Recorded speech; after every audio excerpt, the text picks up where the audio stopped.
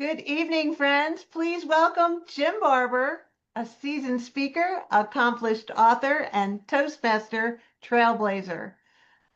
Jim has over 35 years of experience in Toastmasters International, and he has inspired and guided countless speakers through their journey of personal and professional growth.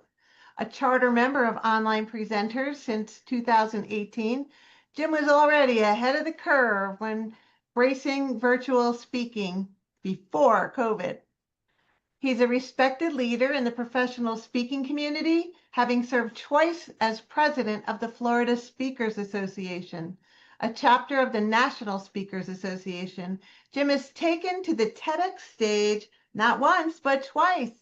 First in 2016 at Tedx West Broward High, and most recently in 2024 at Tedx Miramar, where his messages resonated with diverse audiences. In addition to his speaking success, Jim is the author of 18 training manuals, with his 19th book being set for release later in 2024. Whoops! I guess we're still working on that. When he's not speaking, writing, or leading, you might find him at home in the western suburbs of Fort Lauderdale, attempting to master the mysterious and melodic didgeridoo with more heart than harmony. Get ready to learn, laugh, and be inspired by our own Jim Barber. Thank you, Marianne. My fellow Toastmasters, we have a problem. We've got a number of problems at Toastmasters, but we've got one in particular. The world has changed. I don't know if you've noticed or not, but the world has changed. And Toastmasters, although it's over 100 years old now, it has changed also. We have hybrid meetings, we have online meetings. It's changed in many ways, but at the core of the Toastmasters program, that has not changed. The core of the Toastmasters program is the 5 to 7 minute speech. And so we put a lot of importance on speaking for 5 to 7 minutes. And I think we're ignoring something that has changed in the world that's very important. People have short attention spans today, shorter than they've ever been before. A whole number of studies have been done on how short the attention span is of the average person, and their values differ. But they all agree on one thing. People's attention spans are measured in seconds, not minutes, seconds. And that presents a problem that Toastmasters isn't particularly addressing. And I think we need to do that. And that's what we're going to be talking about this evening. The answer is sound bites. Now, sound bites, by the dictionary definition, they say it's a collection of words or a phrase or something like that that's repeated. But actually, Asil in her introduction was talking about asking if sound bites could be a sound effect. And personally, I think it can. The three characteristics that I put to a sound bite are: it needs to be short, it needs to be memorable, and it needs to be repeatable. And frankly, I think you can do a sound effect, wah wah, something like that. That's short, it's memorable, it's repeatable. As far as I'm concerned, it's a sound bite. So we're taking that definition, not the dictionary definition, that a sound bite is, again, short, memorable, and repeatable. But why? Why do you care about sound bites? What are they good for?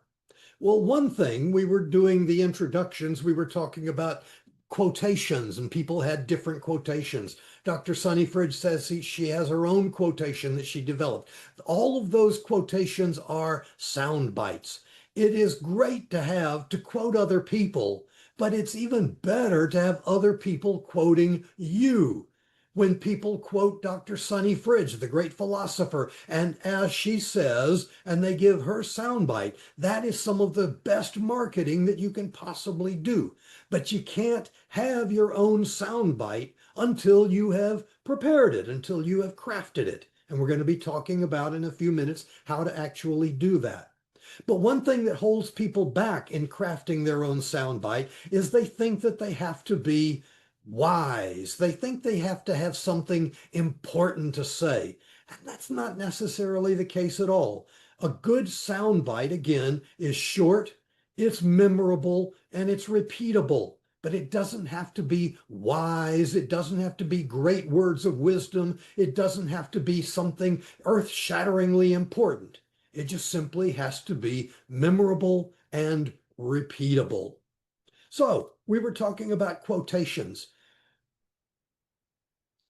One of the great sound bites and one of the great quotations, it's not a modern day thing. It's actually over 2,000 years old, and yet it's still in use today. I'll lay you odds that you have probably encountered this quotation. You've seen it on a coffee mug, you've seen it on a t-shirt, or you've used it. You may have used it yourself, and it's over 2,000 years old, one of the oldest sound bites of all.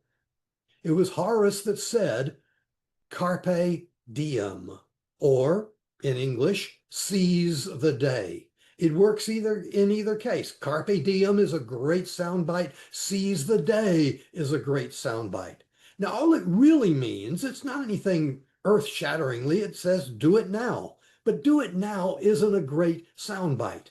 Carpe diem, seize the day. That is a great soundbite. And so we're going to be talking about coming up with your own quotations, your own sound bites. But sound bites go beyond that. For example, there's slogans and there's taglines, products. Marketeers recognize the power of the sound bite. One of the great marketing sound bites of all time. And again, we're speaking to an international audience here, so I don't know in other countries, but I do know that it is pretty much worldwide. It's a simple 3-word soundbite. Just do it. Almost everybody recognizes that as the slogan of Nike. Just do it. All just do it says is take action. Don't procrastinate, take action. There's nothing dramatic about that though. But the soundbite of just do it is a great soundbite. 3 simple words that people remember it. It's memorable, and it is repeatable. Now, let's get practical. Let's talk about Toastmasters. As I indicated earlier, a 5 to 7 minute speech is the core of a Toastmasters program. And like it or not, that's how it is. But that doesn't mean that you're not using sound bites. Every Toastmaster knows that your speech has 3 parts. It has an opening, it has a body, and it has a close. Each of those are prime for having sound bites. For example, the opening. I've heard it said that you should open with a story. You want to have a great story to engage your audience. And I agree, a great story is a wonderful way to establish rapport with your audience toward the beginning of your speech. But I maintain that if you start your speech with a story like, well, once upon a time, there was an ogre. He lived in a cave, but he aspired. He wanted to fall in love with a beautiful princess who lived in a tower. Now, this could be a wonderful story, but you've probably lost half your audience by the time that you get to the tower part, because they're thinking about other things. They're checking their phone. They're working on their to-do list for tomorrow or thinking about their grocery list. They're thinking about other things. You need to grab people with a sound bite before you move to your story. A sound bite like, for example, there are 5 words that will change your life. Now, if you move to a story after that, people are going to listen to you because they have a good reason to. They want to know what are the 5 words that are going to change your life. Now you can go into a story. You've got their attention, but you need to grab people's attention at the beginning with a sound bite. Same thing happens at the other end of your presentation. It's commonly said, end your presentation with a call to action. I agree. I think a presentation, ending your presentation toward the end with a call to action is a wonderful thing to do. But ending it with the call to action, no. You should end it with a memorable and repeatable soundbite. That's what you want to That's what you want people to remember. That's what you want to end your presentation with.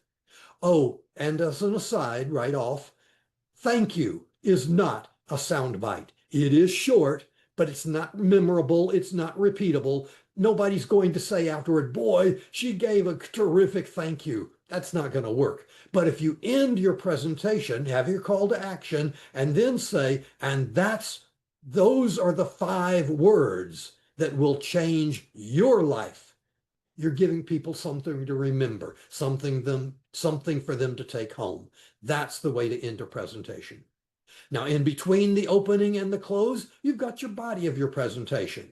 That also is a prime location for sound bites. Let me ask you a question. Have you ever heard a Toastmasters speech? Maybe you were the evaluator for the Toastmasters speech, and it was perfect. It was flawless. It was wonderful. It was magnificent.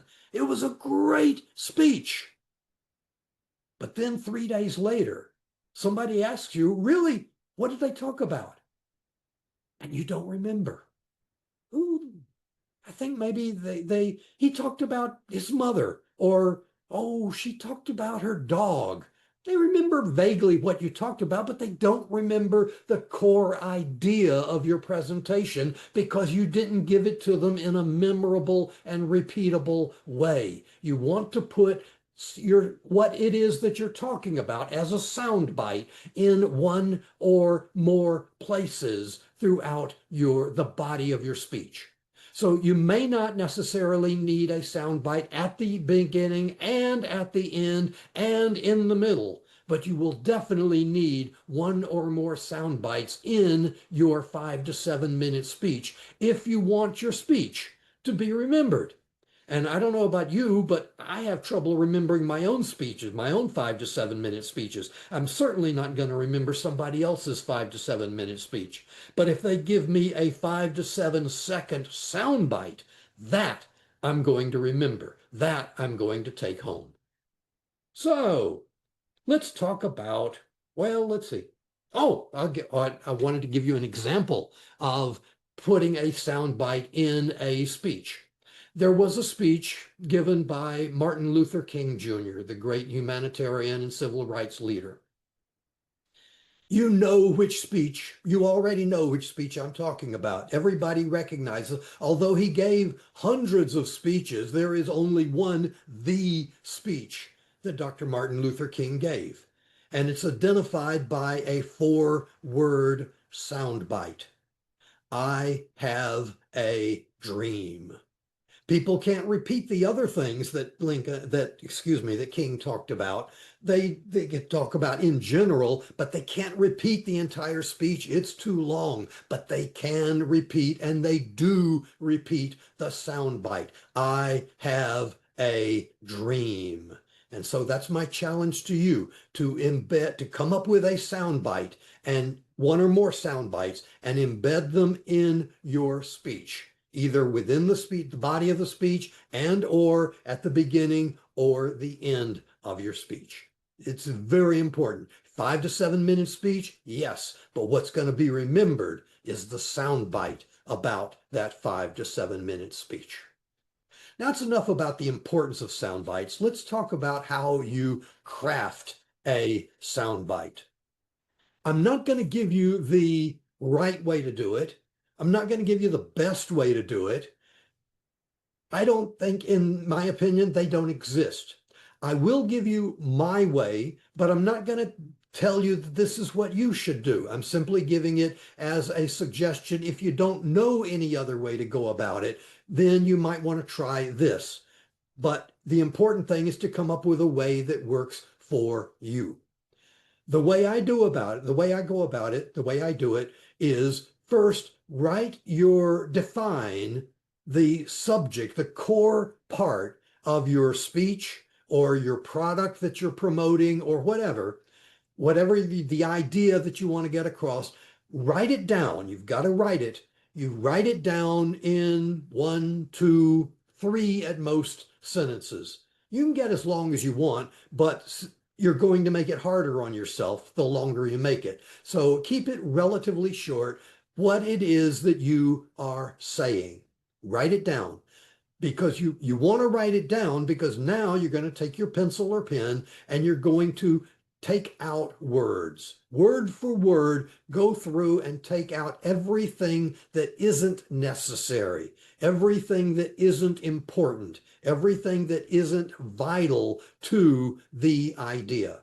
And you're going to be left with the core essence of the idea that you are trying to convey. The odds are very good that it's going to be a very boring set of words. But that's okay. You have defined it down to the essence, the core of what it is that you're trying to accomplish. Once you've done that, once you've got it down to that sheer essence, now you can start elaborating it. You can start making it memorable. You can start making it repeatable.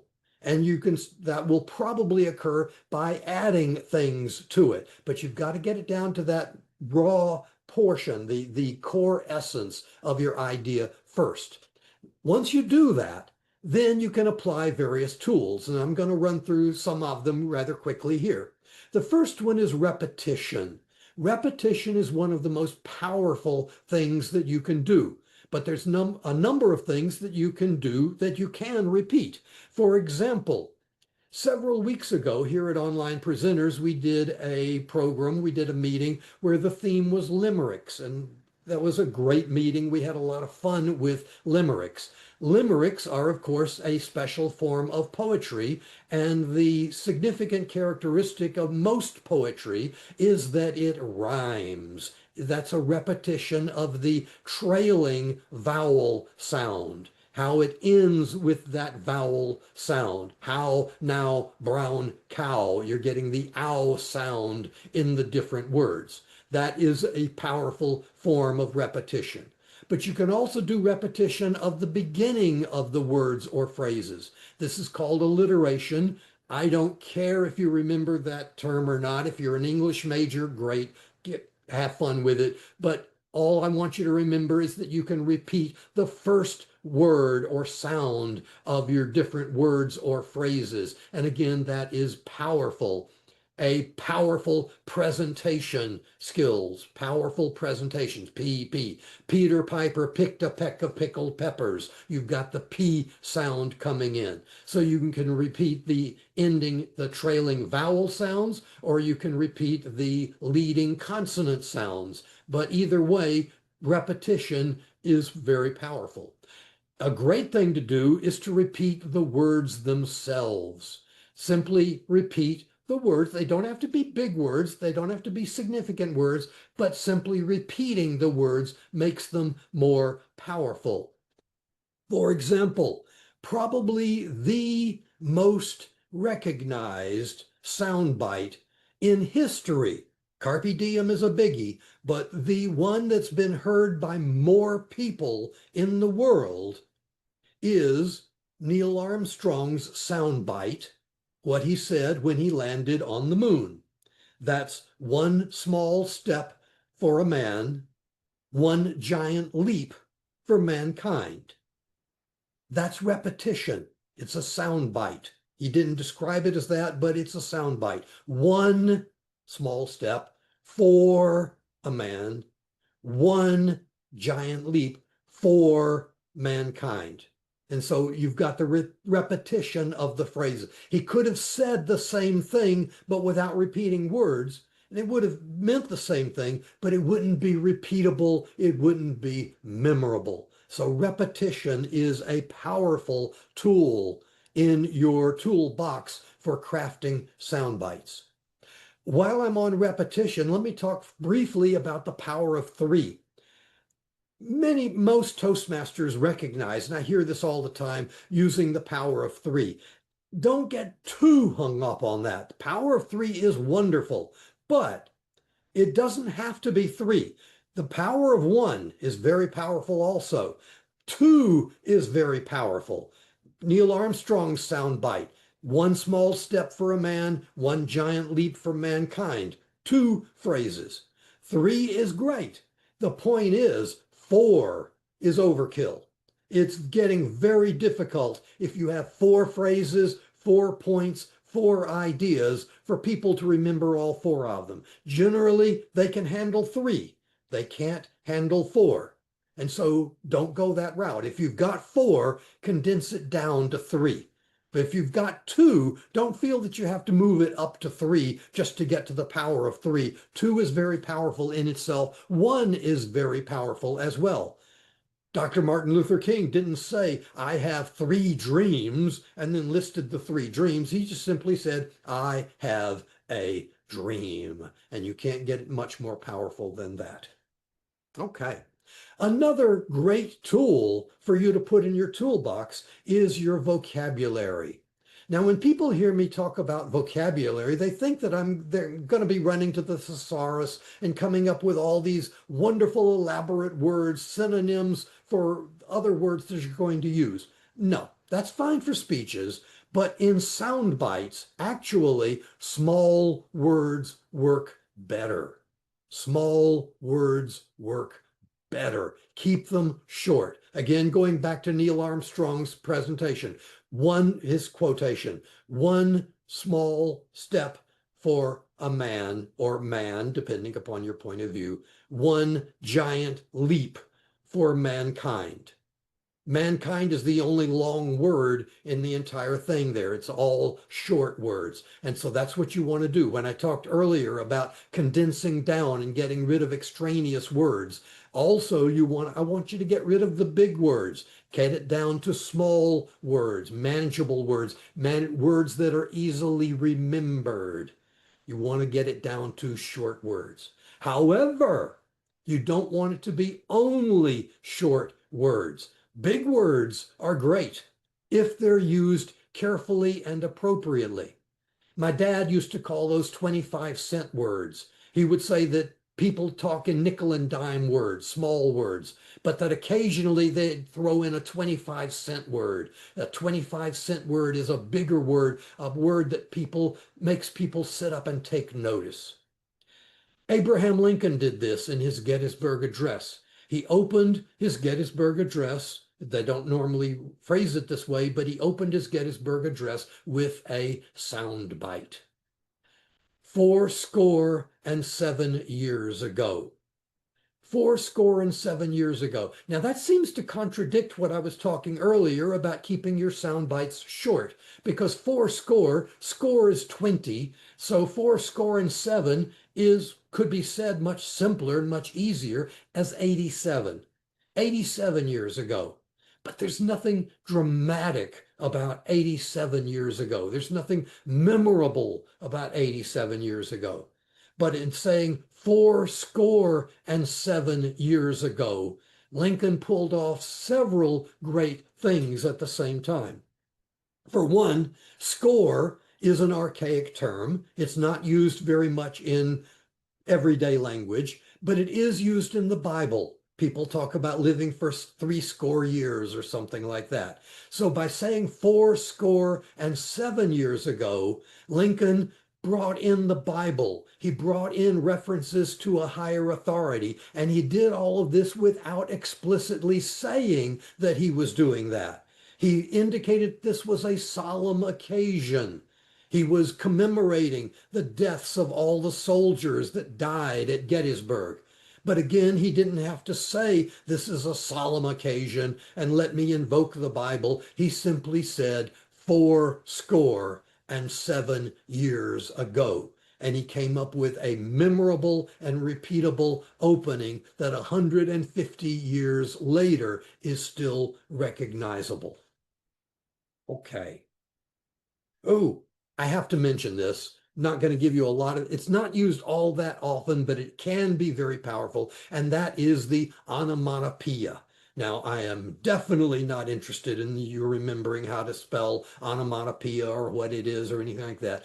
Onomatopoeia is simply a word that sounds like what it means. What does an alarm clock do? What does an alarm clock sound like? It buzzes. It sounds like what it means. Buzz is an onomatopoeia. A bell clangs. The clang of a bell, that again is an onomatopoeia. It's not used all that often, but again, if you can use it, if it's appropriate in your soundbite, the great thing about an onomatopoeia is it's memorable. You may forget what other things sound like, but you will remember the buzz of the alarm bell, the clang of the bell. So if you can use an onomatopoeia in your soundbite, go for it. It's a very powerful thing to do. Structure. This is a very important part of, you can edit that part out if you like, Sonny. Should I keep on going or is this long enough? You know what? I know that it was like 8:04, 8:05, and I think you have covered more than enough. I Okay, feel really good. So I'm okay, going to stop here. cool. Stop. If they use one there. Thank you. That's good to know. All right. An example, Martin Luther King, Dr. Martin Luther King Jr. He gave a number of speeches, but there is one speech that he is known for. Nobody, I'll lay you odds, nobody can repeat that speech. It's too long. There's too much there. But you can give the soundbite that identifies that speech. 4 simple words. I have a dream. That is a wonderful soundbite. It encapsulates everything that Dr. King was talking about, but it puts it into 4 words. I have a dream. People may not remember anything else that Dr. King said, but they will remember that. It is memorable, it is repeatable, and you can do it too. That's enough on sound bites. Let's look at crafting sound bites. I've told you why they're important. Let's look at how you do it. Now, I'm going to tell you the right way of doing it. That's a lie. I'm not. There isn't, in my opinion, a right way. There isn't a best way. There certainly isn't the only way. I could tell you the way. It's a lie. You need to find the way that works for you. However, if you don't know how to do it, if you just want to take a stab at it, I'm going to tell you my way. This is what I'm not telling you that you should do it this way, but you can start like this until you find the way that works for you. The way that I do it, and the way I do this, write your core idea.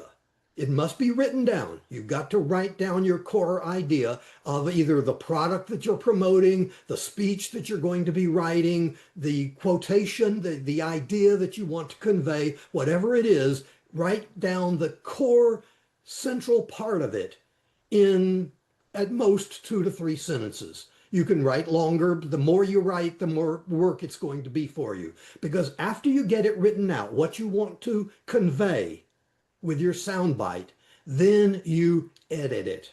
You go through it word by word and take out every word that isn't essential.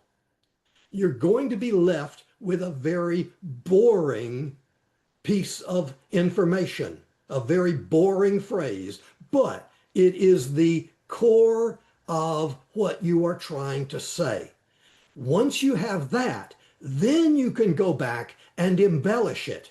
You can apply different tools that I'll be talking about right now to make the soundbite memorable, to make it repeatable. But you don't apply these until you get it down to the core essence of what it is that you're talking about. Now, there are a number of techniques. I'm just going to go through a few of them here, and I'm going to do it rather quickly because I'm not interested in your memorizing this or anything. It's just a matter of I'm exposing you to the different things that you can do. You're going to find the ones that you like. One of the more powerful tools at your disposal in creating a soundbite is repetition. You can do repetition in a number of different ways. One of them is repeating sounds. Several weeks ago here at Online Presenters, we did a presentation on limericks. And one of the great things about limericks is that they rhyme. Rhyming is a form of repetition. You are repeating the vowel, the trailing vowel sound in your words or phrases. And rhyming is a great way to form a soundbite and make it repeatable and make it memorable. You can also do alliteration. Now, I don't care that you remember the term alliteration. That's not important. What's important is that you recognize it's the starting word, the starting letter or sound of your words or phrases. Peter Piper picked a peck of pickled peppers comes to mind. It starts with the P sound on a series of words. You can make a great sound bite out of alliteration or by rhyming, or you can simply repeat words. One of the most famous sound bites that probably everybody or close to everybody in the world has heard were the words that Neil Armstrong uttered when he set foot on the moon. And it is a soundbite. He said, "One small step for a man, one giant leap for mankind." And the thing that I wanted to point out in that particular point was his repeating of the words in a phrase. One small step for a man, one giant leap for mankind. You repeat your words, repeat the sounding of a phrase. That's very powerful in building a soundbite. Another way of repetition, getting into something that's talked about a lot of times, the power of three. The power of three is wonderful, and it's been talked about so many times. I'm not going to go into it in a lot of depth here. It's very powerful, but I want to correct a misassumption that I have heard people say. They've come to me and they said, "Jim, I've got 2 points and I don't know how to make the third point out of it." You don't need to. 2 is a very powerful number. 1 is a very powerful number. In Neil Armstrong's quote, "One small step for a man, one giant leap for mankind," he had 2 phrases. He didn't see a need to go to a third. So 3 is very powerful. The point is that 4 is not powerful at all. If you've got 4 points, if you've got 4 phrases, people are going to have a hard time remembering all 4 of them. So don't feel the need to go from 2 to 3. That's not important. But do feel the need to go from 4 down to 3. That is important. Base your sound bite around 1, 2, or 3 items. Okay. Vocabulary. This is going to surprise a few people because they think that when I talk about vocabulary that I mean being an eloquent orator, that you're using great big words, wonderful words. No. The most effective sound bites are short words. Abraham Lincoln's ended his Gettysburg Address, or used in his Gettysburg Address, a government of the people, by the people, for the people. Notice the power of 3 there. He also repeated the phrase, but the words are small. Of the people, by the people, for the people. No big words there.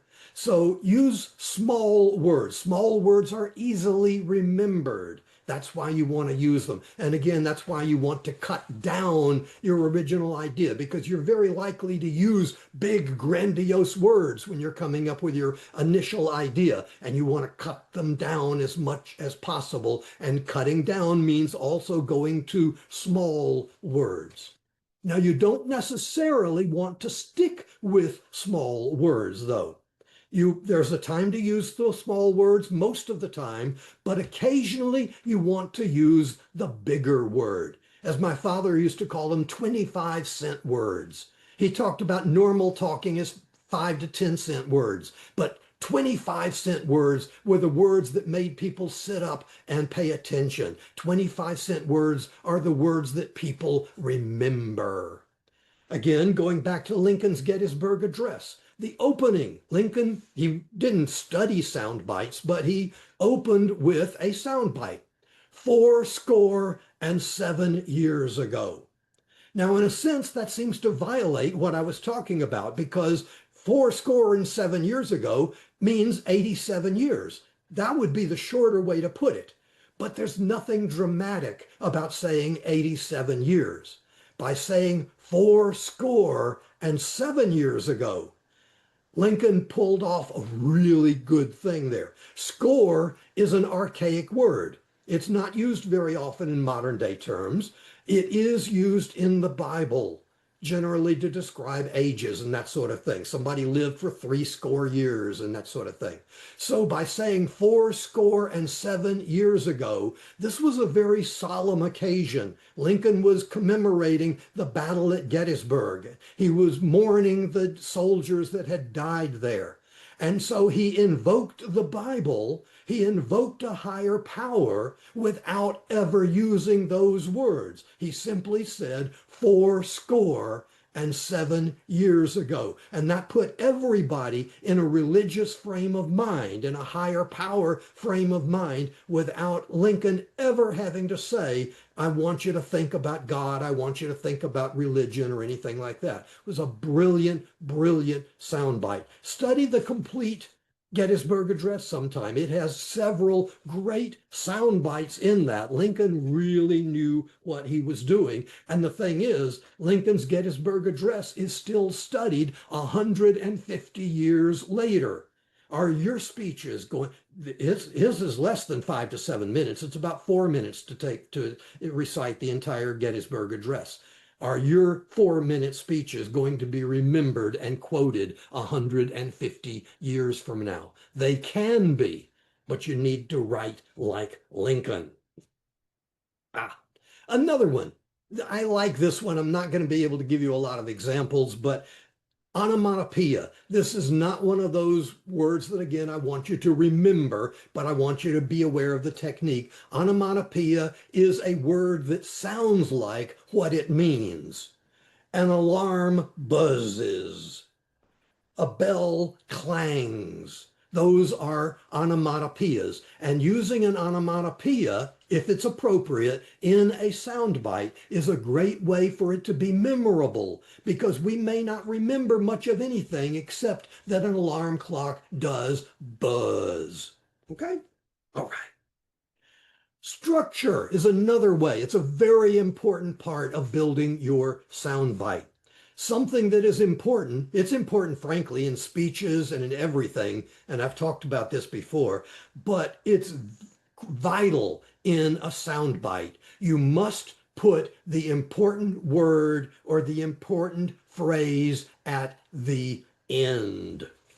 For example, Neil Armstrong did that. One small step for a man, okay. One giant leap for mankind. That's the important phrase. And of course, mankind was the important word. That's the big word. And so you put that at the end. Ooh. I didn't write this one down, but I remember it. I wanted to talk about it. I'm dating myself here, but 40 years ago.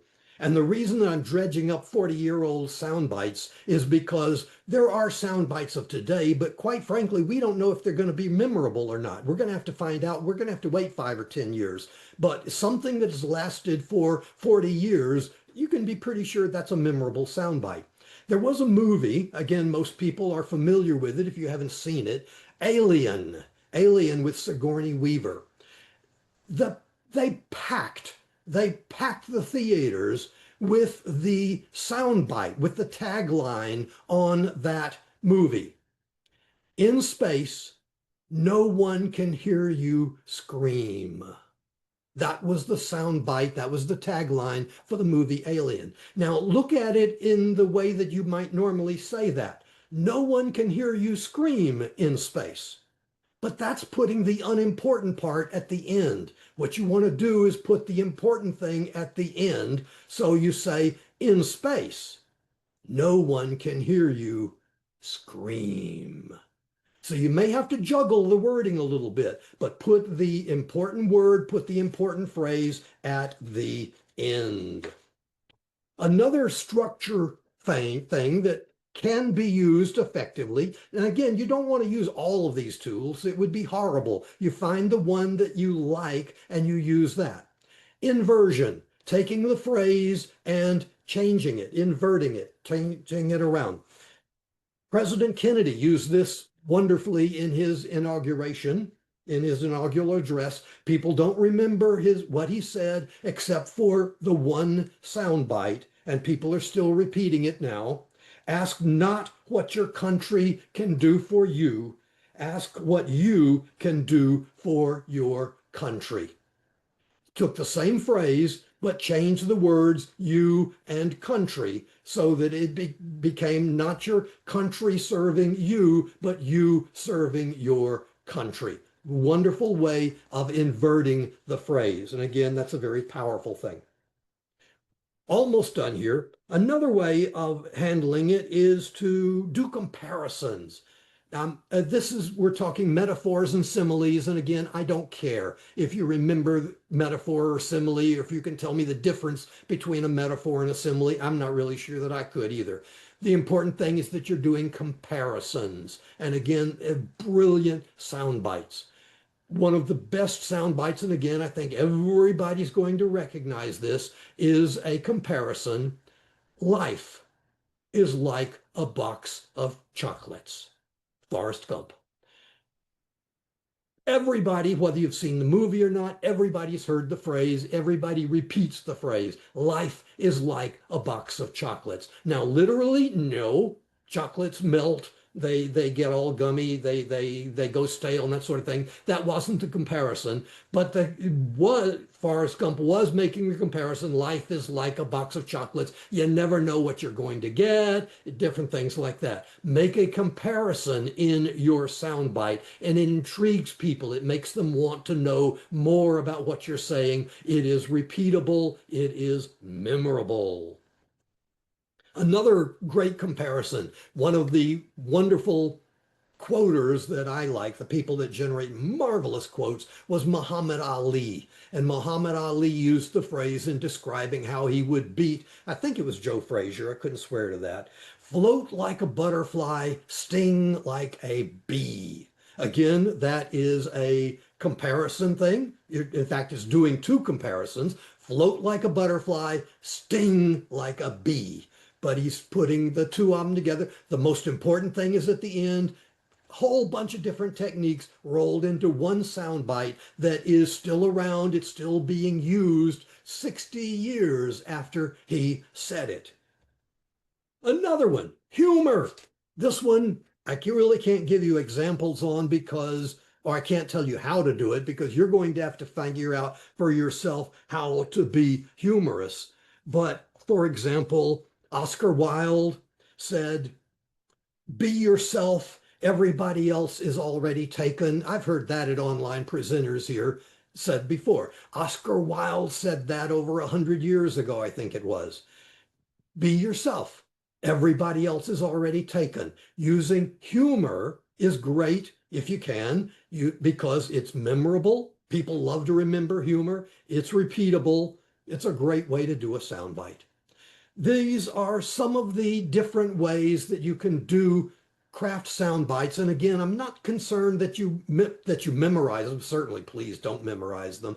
You don't have to use them all. You're going to find one or two or three that are comfortable for you and start using those to take the rather mundane thoughts and words and phrases that you've been using and instead craft them into a powerful soundbite that people will come back to you and say, wow, I remember your speech about, and they give you the soundbite that you said. Or other quote you, like people are going to be quoting Sonny because they remember that soundbite and they're going to say that was a great quote and they're going to quote it according to the great philosopher Dr. Sonny Fridge. So there are so many ways to use sound bites. Use these tools, and I hope that they will be useful for you. This was really fast, but I wanted to get to the question part. If you have any questions, and we can talk about that. If you don't have questions, we've got a little exercise that we can do. But for the time being, this was awful fast. I threw an awful lot of stuff at you. Questions, anything. You can raise your hand. Andre, yes. Jim, first, thank you for impactful presentation. I've been making notes as you were speaking, 2 full pages. Hopefully, I will create some sound bites. At the same time, just want to ask you, in which category you would put that famous sound bite by a boxer, Mike Tyson, who once famously said, that everyone has got a plan until they get a punch in their face.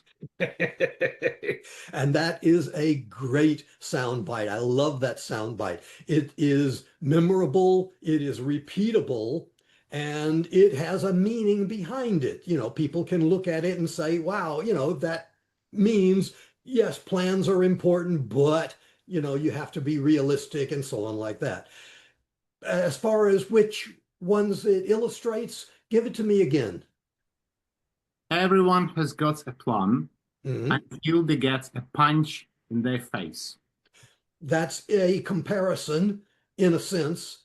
It's not life is like a box of chocolates, but everybody has a plan until this. It's sort of a temporal comparison. In the past, people thought this, but then something happens and they do this. So it's sort of a temporal comparison. But that raises a good point. Again, you don't have to use the tools that I've talked about here. These are simply some suggestions. I don't really have everybody has a plan until they get punched in the face. It's not alliteration. It's not rhyming. I would say, if anything, it's got a little bit of a humor to it, because I'm never going to check that out. And actually, I'm going to assume that he knew what he was talking about. I'm not going to check it out for myself. But no, I do like again, put the strong part at the end. Everybody has a plan. Well, okay, big deal. Until they get punched in the face. Putting the surprise element, the important part, at the end. So I would say a couple of things like that. It's got the surprise element at the end. It's a comparison. It's 2 elements. Everybody has a plan until they get punched in the face. And it's putting the important part at the end. So several techniques like that. But don't feel constrained by the ones that I came up with. You can have an absolutely brilliant soundbite that has nothing to do with any of the things that I've talked about. It just needs to be memorable and repeatable. We were talking during the introductions about different ones. And I think it was Andy that brought up Star Trek. Star Trek has some wonderful sound bites. Almost everybody on the planet, almost as many people that recognize Neil Armstrong's quote, recognize "Beam me up, Scotty." Now, "Beam me up, Scotty," actually, I don't think he ever said that. I don't think that was ever an exact phrase, but it's entered in. It is such a perfect soundbite that everybody has written it into their brains, even though it never actually occurred. But that is a wonderful soundbite. "Beam me up, Scotty." I love that. And again, it doesn't fall into any particular category. There's no particular tool there, but it illustrates an idea in a short, memorable, and repeatable way. Graham. You spoke earlier about using your soundbite at the beginning of a presentation and your soundbite at the end of the presentation. That's based on the tell them what you're going to tell them what you've told them. True. How often in, say, a 5 to 7 minute speech would you insert your soundbite? And how often would you do it in a 25-minute keynote? Great question, and almost impossible to answer. But I would say, to answer your question, and then I want to expand on it a little bit beyond that. To answer your question, in a 5 to 7 minute speech, I would say maybe using the soundbite twice would probably be most effective. But a single sound, using it once might be, if it's a really good soundbite, might be sufficient. 3 times could work, depending upon what you're doing. In more than that would probably be overkill. In a, what did you say, an hour-long presentation? There, I would consider using the soundbite every 5 to 10 minutes, something like that. Simply using it to remind people of what you are talking about. That would bring them home. That would bring them back to your core idea. So I would say every 5 to 10 minutes, but it should be appropriate to whatever it is that you're talking about. This is based on a presentation that I gave at our district conference a few weeks ago. And at that conference, somebody asked a similar question. They said, how many sound bites are too many? Which is sort of in the same lines. And my answer there was, it depends on what you are doing. Which is sort of the same thing again there. Regard a sound bite as spice to a food. And how much spice should you add to a food? Well, it depends on what the food is. Some foods don't need spice at all, but most foods can use some amount of spice, but you may not want to get particularly too spicy. It depends upon what you're trying to pull off. Same thing with speeches. Can you have too many sound bites? Yes, absolutely you can, except while I was answering the question, an occurrence occurred to me where, a situation occurred to me where I don't think you could have too many sound bites, and it was actually a movie. And the movie is one of my all-time favorites, Airplane. Airplane has wonderful, it is chock full of sound bites. That's what it is one-liners, one after another after another. And could you have too many sound bites? No, not in a movie like Airplane, because they don't interfere with the plot. There is no plot to speak of. They just want to have an excuse to give sound bites one after another after another. Absolutely, don't call me Shirley.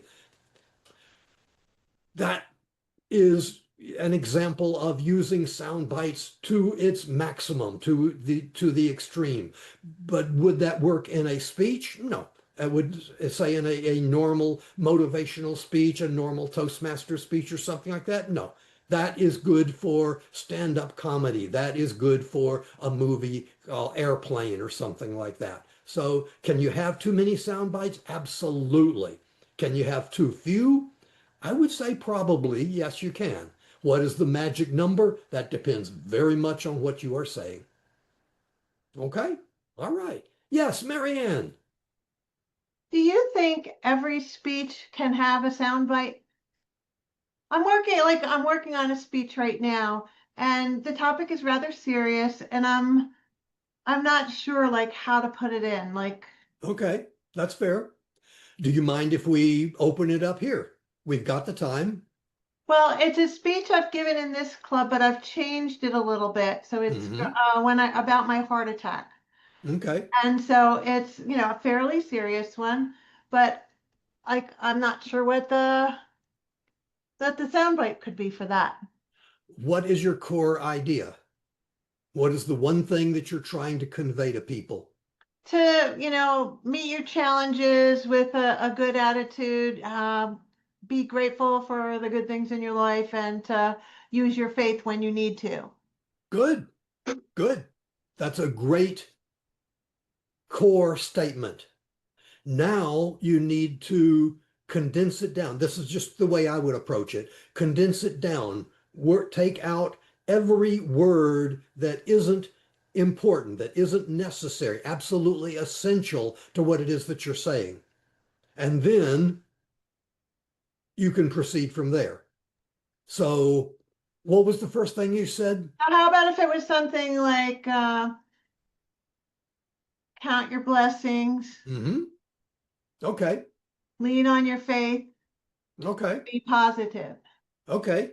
Count your blessings, lean on That's your not really faith, a be good positive. soundbite, though, I don't think. No, it isn't, but it's the core, it's the seed of making a great soundbite. Joni, you have something? I do, and this one is not original. I heard it through passing. Life is like a heartbeat. It's fine once it's going up and down. You only have to worry when it stops. Okay. I like that. That's good. That's good. That's a longer soundbite than we've been talking about, but there's nothing wrong with that because it's memorable. I like that. Life is like a heartbeat. It goes up and down, but it's not a problem until it stops. That would be a pretty good soundbite. You could make that the core. That could be something that you would repeat. Joni, may I quote you? Oh, it wasn't me. I heard it somewhere along the line, but it was so memorable that it stuck with me. And Got I it, decided got to it. share. And Marianne, there are very, very few original things Yeah, in I the know. universe. So my suggestion would be to take that basic idea and change it a little bit. But again, that's a good idea. Like you're talking about your heart, so that's right there. It's a tie-in. But your life is like, again, comparison, life is like a heartbeat. It has its ups and downs, but it's the big problem is when it stops or something like that. Got Phrase it. it. Just play with the phrasing. The idea, it's not original. Joni got it from somebody else, but I'll lay you odds that person got it from somebody else themselves. So there isn't anything. If you're going to quote it exactly, it would be awful nice to quote the original person. And if it's a famous quotation, I wouldn't go around saying something like, and on that day I took one small step for me, but a giant leap for the rest of mankind. People are going to recognize that as a ripoff of what Neil Armstrong said. So Gotcha. don't do that. But if it's not a famous, if it's not a recognizable quotation, by all means adapt it, take what it is, make it personal for you as best you can. But no, there would be a great soundbite right there. You Well, could that's have more super than helpful. one. Thank you. My pleasure. Thank Joni. She was the one that came up with it. Andre. Jim, I felt I had to ask that question. I think that question kind of hanging in the air. What's your attitude towards AI generating sound bites? I think it's wonderful if they can. I've never tried it. Okay, thanks. AI,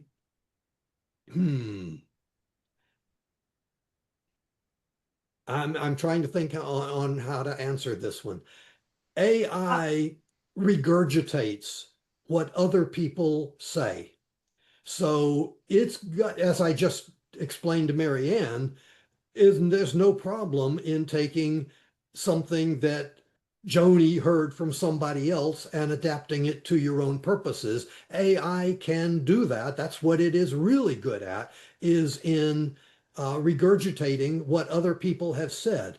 My hesitation is I'm not sure how you would prompt AI to do that. Sound bites are very creative. They're a very creative thing. So AI is excellent at following orders, but I'm not quite sure how you could tell it to be creative. Maybe you can. I'm just not that good at I think AI. it's You can, multiple Jim. prompts. Okay. Yes, you can. Yeah, And you our can. resident, I'm plugging the tipathon, even though Okay. she's not doing this as a tip, but our resident AI prompt generator, Asil, Yes. said she All right. tried it. Okay. So Asil, do you want to just read what it gave you and what you prompted?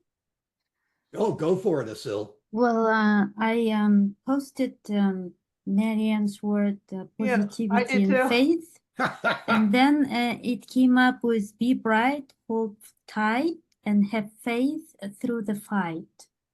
Boom. So Okay. Mm-hmm.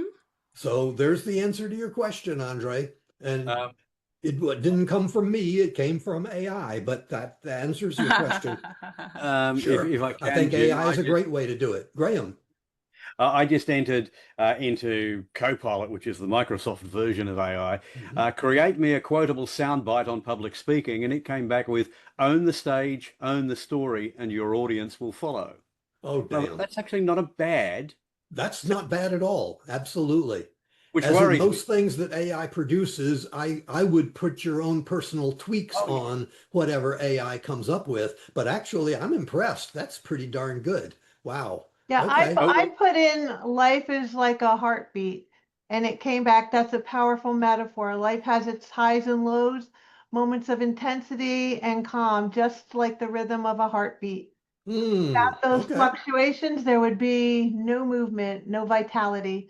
So, I mean, it came back with something similar to what Joni said. Yep, absolutely. The So, middle act okay. from that is actually really quite good. If you just the bit where it says, uh, what there were three phrases in there. What was the middle one of those, Marianne? Uh, has Well, highs read and it. lows, moments of intensity and calmness, just like the rhythm of a heartbeat. Yeah, that works, I and like that that. encapsulates your message. But you still need to work with it. Sorry, I'll shut up. No, but that's brilliant. I love that. Yeah, Andy, there's I'll get to nothing you. like attributable in there, though. Yeah. That's okay. That's all right. Jim, Andy, I'll get to you in a moment, but Right. Carolyn has had her hand raised. Carolyn. Yes, depending on the material you're presenting, I just have to give you or share with you one of my very favorites, and that is today is the tomorrow you worried about yesterday. Oh, I like that. I like that.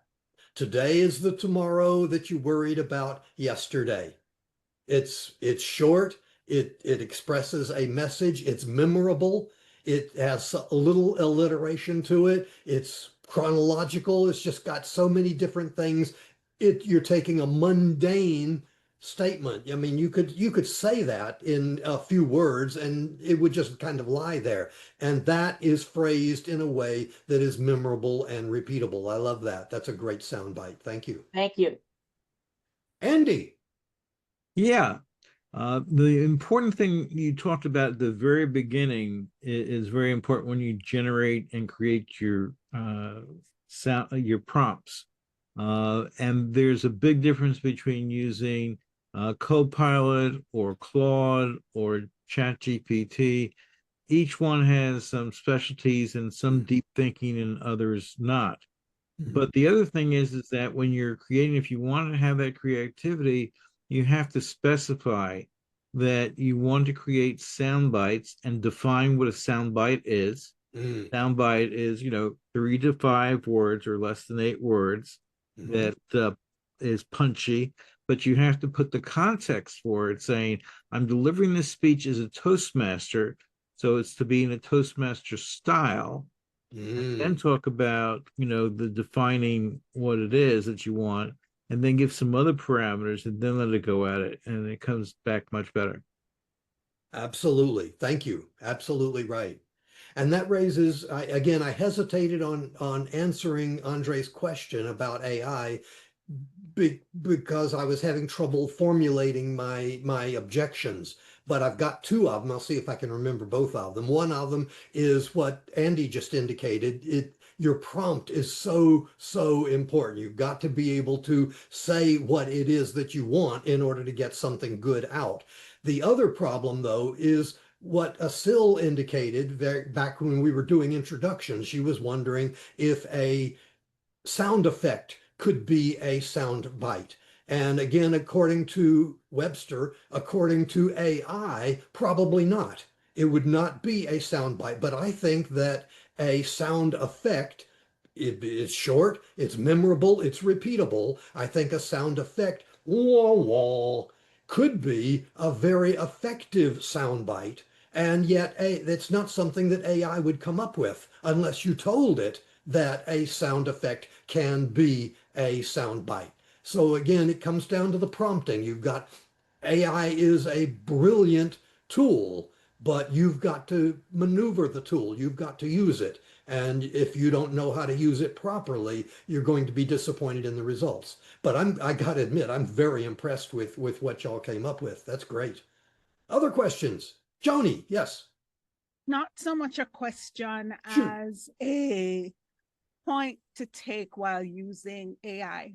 Mm-hmm. You raise the thought on originality, but not just on originality in general, because you could have heard it from me and it was not my original quote. So before you go off and do a soundbite, that's why Google exists. Just put the Yes. phrase in Google and it might do something brilliant, like tell you exactly where it came from. Or if it starts, if you have to go on page 2, you know, it's free. You can say, hey, great minds think alike. But if it's huge, Google will tell you where the quote came from, who quoted it. I found some of these that have been attributed to 3-4 different people. And I was like, okay, I have to pick the one who I knew the reference was from.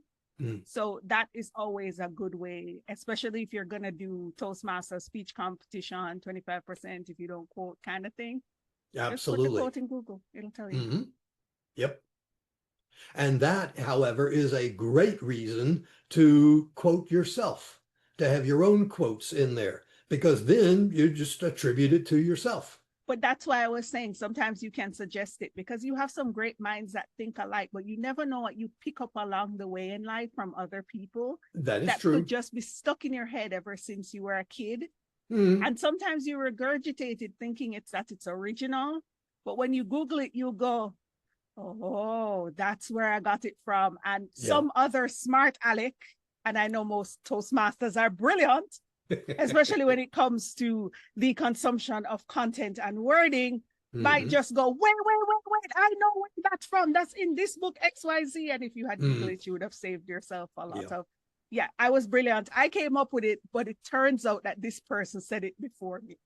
Yes, and that can happen. And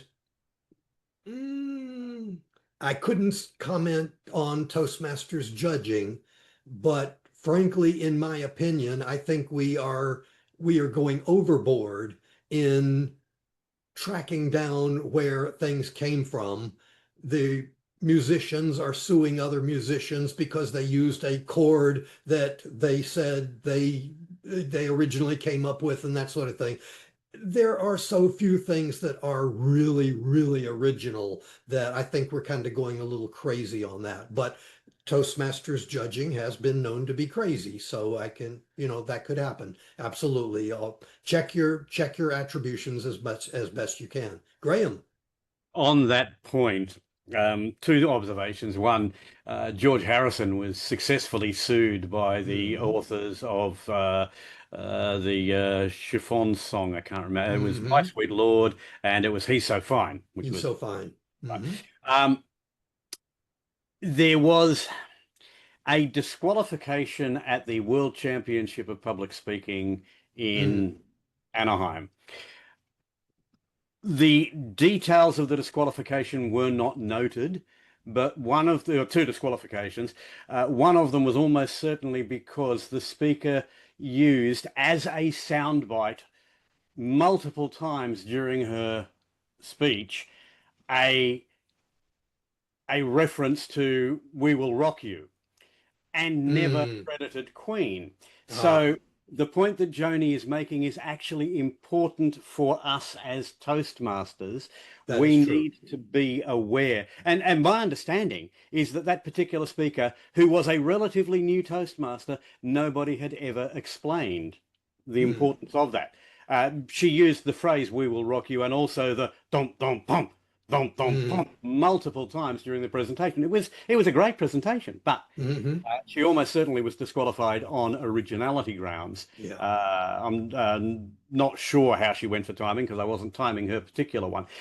But the point that Joni makes is if you come up with a really great quote or a really great soundbite, it behoves you to, in fact, just throw it into Google and see if it spits up that your quote has actually come from somebody else. I know I did that when I came up with my soundbite for the speech that I've been using up till now. So, yeah.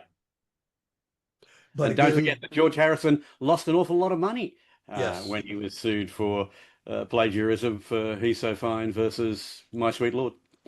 And frankly, I don't agree with the judgment in that particular case. I don't think George Harrison has any need to plagiarize. So he may have, as Joni indicated, unconsciously recalled that particular melody and used it in My Sweet Lord. But I don't think I don't think that's plagiarism. That is just, as Joni indicated, that's just dredging up from your subconscious and unconscious. But again, I cannot speak for juries. I cannot speak for other things like that. I certainly can't speak for Toastmasters judging. However, in the case that you mentioned, that one is a problem. If you're going to use a phrase that basically nobody has heard of, I would say, okay, it's a little catchy there as to whether anybody's going to object. But getting back to a Sills thing of sound effects, that's a brilliant soundbite. AI wouldn't call it a soundbite. Webster's dictionary wouldn't call it a soundbite, but I think boom, boom, boom, boom, boom, boom. And especially if you say, we will rock you. I mean, that is obviously taken from somebody else. There you need to attribute it to it. Absolutely, sure. But the other things, it depends upon the circumstance that you're doing. But definitely check it. Always check it. And if possible, attribute it to somebody when it's appropriate. Other questions? Okay. I was told to end it at 8:50 and it is 8:49. So let me close you. I don't want to close with question and answer. I want to close with what? A sound bite. So let me summarize basically what I said. In Toastmasters, which I love Toastmasters. I've been a member for 35 years. I love the Toastmasters program, but we put an emphasis on counting ahs. We put an emphasis on proper grammar. We put an emphasis on speaking until the green light comes on. That's fine for beginners, but advanced Toastmasters need to recognize the power of sound bites, and they need to begin to create them and use them in their speeches and in their promotional activities. And when you do that, your speeches, your products, your quotations, your events, all of these will have a greater impact and a longer life because you made them memorable and repeatable. Back to you, Joni. Thank you, Jim. Most people think they can give a public speech until they have to make a soundbite. Next time we speak, though, I'm going to ask him, this is us all holding him accountable for being able to play that didgeridoo. Remember, a soundbite can be a sound. So he already picked that as his soundbite. Now, for everybody here, we got tips on how to create an effective soundbite, which went all the way to including it in the World Championship of Public Speaking. And for those of us who missed a short part in the beginning, we didn't have the recording on. Guess what? That's why you should have been here. You missed a lot of stuff then. And no, we're not going to have Jim do it again. You should have been here or go see it the next time he does it live somewhere. But what's important? Next week, we have a regular online presenters meeting, and on the 23rd, there's going to be a tip-a-thon. So this was just the tip of the iceberg that the tip-a-thon will roll with so much more on how we can go about enhancing our presence online. Everybody, unmute and help me give Jim a rousing round of applause, because I know we all learned something that we can take back and use. Come on, everybody. Well done, Jim.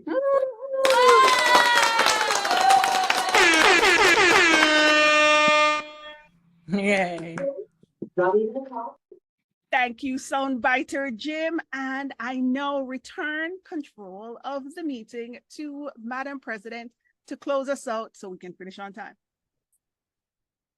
What a fabulous presentation, Jim. Thank you, thank you, thank you. I have learned so much, and I'm sure all of our members and guests have as well. I'd like to just stop in and visit with some of our guests tonight and ask them what they thought of tonight's meeting. Christine, any takeaways from tonight?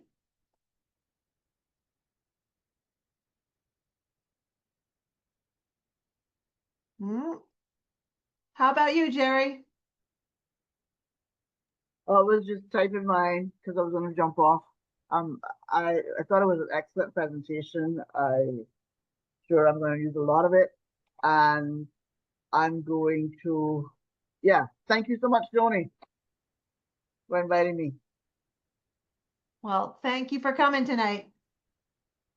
Now let's see. How about Francois? Thank you so much for allowing me to participate in a meeting tonight. And thanks to distinguished Toastmaster Joni for inviting me.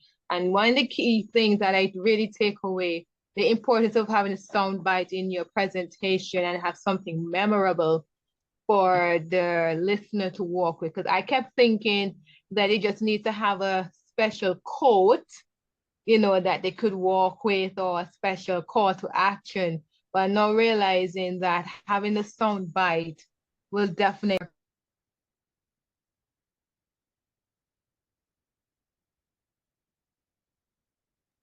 Hi, I thought I was mute. Oh, okay. All right. Thank you so much. So I was on mute. I was back. I was muted. But thank you so much again. Bye. Thanks. Well, thanks for joining us this evening.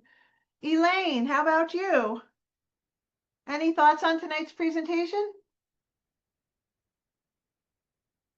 And I'll remind everyone that this is not a typical meeting. This is one of our educational sessions, and we have them usually at least once a month. On occasion, like in June this time, we're having them twice. So, you know, you're getting a special treat tonight. All right, Elaine. Euphemia. Thank you so much for the opportunity to speak.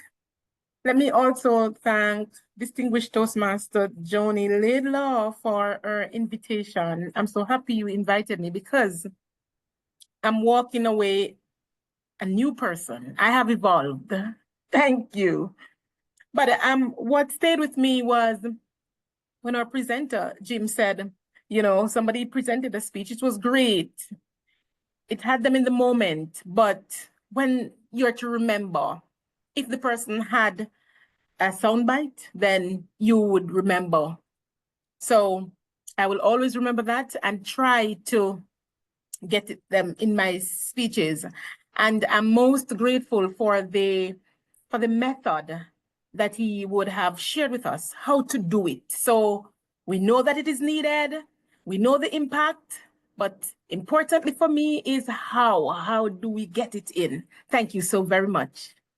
Well, thank you, Euphemia, and congratulations again on your district win, and best of luck as you head into those regionals. Thank you. Now, let's see. Nikenji, are you still here? Yes, I am. Any takeaways from tonight's presentation? Yes, two. Carpe Diem is a high school alma mater motto in one of our high schools in Bermuda. So Carpe Diem is always pressed in the usage. And also, I did not realize that I had created a soundbite because I send out most of my messages with move as a fist, not as a finger. And that's when we're doing team building. So I am on the track. Thank you for bringing it to my attention. I will make further use of such sound bites. And thank you for having me in the meeting this evening. I thoroughly enjoyed the reflection on the school motto and hearing about what the sound bite is. I'm informed. Thank you. Well, I like your soundbite, and it's the fist, very impactful. I think that's wonderful. So let me see, who else do I have here? Ronald, are you still here? Now Ronald's gone. Yes, I am. And I must confess, I came in very late. And like at a meal, when you taste what is presented, you know when you missed out on something very delicious. And I got very bits and pieces at the end, but it did make an impact. And I'm looking forward to the 23rd when you guys are back up to hopefully be there. And actually, what I taste, I'm going to put into use. And in so doing, you'll be hearing more from me. Well, thank you for joining us tonight, Ronald. Now let's see, Sybil, are you there? Okay. Oh, Joni, I'm so sorry. I also came in very late, so I missed the presentation, unfortunately. So I was listening to the comments and I realized just how much I missed. So I would love to, the pity is not recorded, but anyway, I would leave it to comment on the presentation in that case. Well, thank you for coming in tonight. We always welcome our guests. Nicole, can you give us your thoughts on tonight's presentation?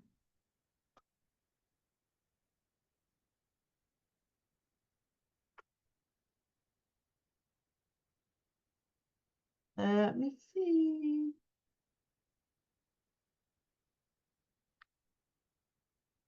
Cecilia, are you there?